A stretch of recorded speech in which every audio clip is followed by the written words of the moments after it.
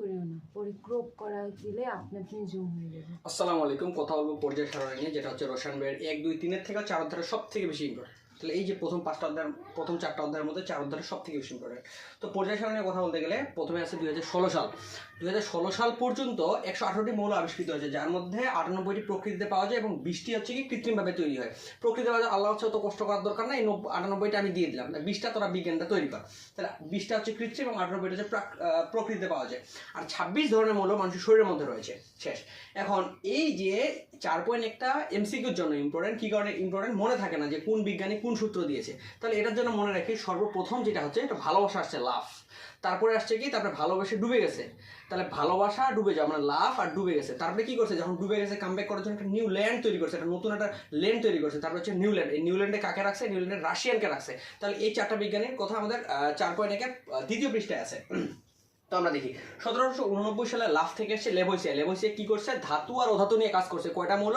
33টা মৌল নিয়ে কাজ করছিল। এই ধাতু অধাতু নিয়ে যখন কাজ করছিল, তার মধ্যে বইয়ে কয়েকটা মৌলের নাম উল্লেখ করা আছে: হাইড্রোজেন, অক্সিজেন, নাইট্রোজেন, ফসফরাস, মার্গার, জিঙ্ক এবং সালফার।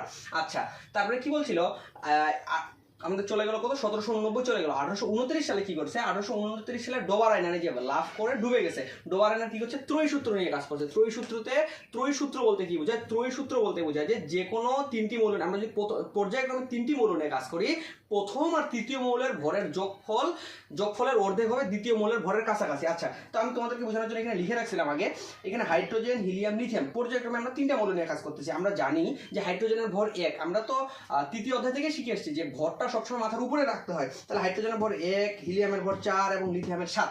ঠিক আছে, তোমরা চাইলে তোমরা এই পাশেও লিখতে পারো, এটা তোমাদের ব্যাপার। এই যে আমরা 7 লিখলাম। তো আমরা কি বলছি? আমরা বলছি দ্বিতীয় মৌলের ভরটা কি হবে? প্রথম আর তৃতীয় মৌলের ভরের যোগফলের অর্ধেক বা তার কাছাকাছি। আমরা হিলিয়ামের বাইর করবো, দেখি আমাদের 4 আসতেছে কিনা। হাইড্রোজেনের ভর হচ্ছে 1 এবং লিথিয়ামের ভর হচ্ছে 7। দুইটা যোগ করে অর্ধেক, যেহেতু 2টা আছে তাহলে তার অর্ধেক হবে 2 দ্বারা ভাগ করলে, এবং 4 হিলিয়ামের সাথে মিশে গেছে। এটা হচ্ছে কি?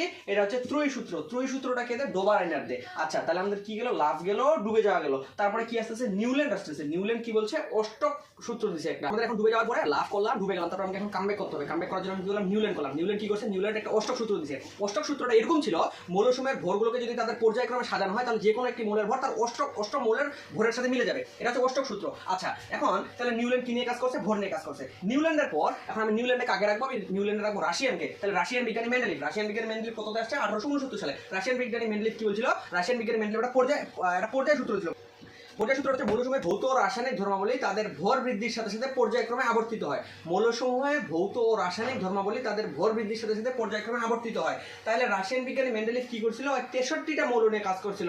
দেখো, রাশিয়ান যেহেতু, তাহলে এই যে বিজ্ঞানীটা কত সালে কাজ করছে, এটার একটা সুন্দর মজা আছে। দেখো 6-9, সবাই বুঝতে পারবে না, তবে যারা বুঝছো তারাই লেজেন্ড। 1869 সালে এই রাশিয়ান বিজ্ঞানী মেন্ডেলিভ কয়টা মৌল নিয়ে কাজ করছিল? 63টা মৌল নিয়ে কাজ করছিল। এই 63টা হচ্ছে কি?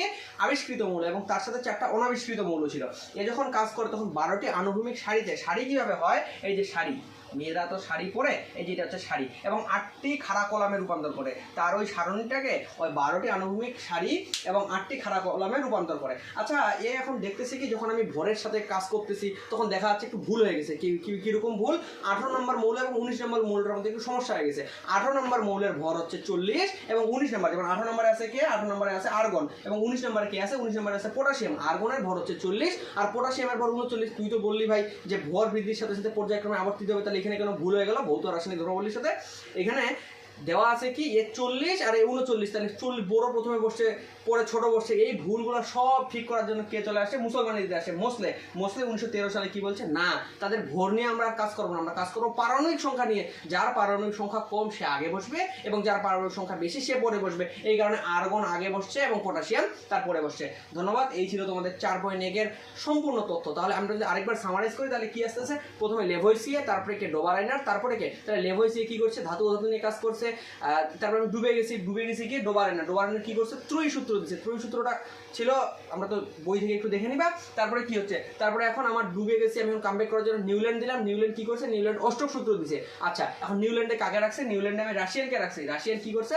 রাশিয়ান হচ্ছে পর্যায় সূত্র দিছে, এবং এই যে রাশিয়ানের যে সূত্রটা যে ভুল ছিল, এটা আবার মুসলমানি দিয়ে ঠিক করে দেওয়া আছে মুসলিম। ধন্যবাদ। আসসালামু আলাইকুম।